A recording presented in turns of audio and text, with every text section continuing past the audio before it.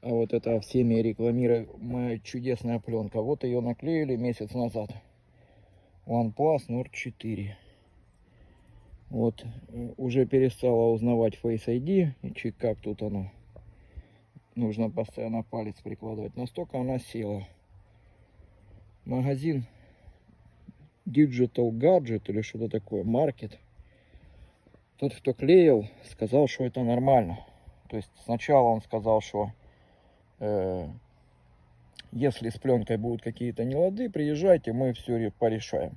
Но сейчас, блядь, вот его все устраивает. То есть, во-первых, камеру блочит, не видно ей. Во-вторых, нихуя не защищает вот тут по торцам, блядь.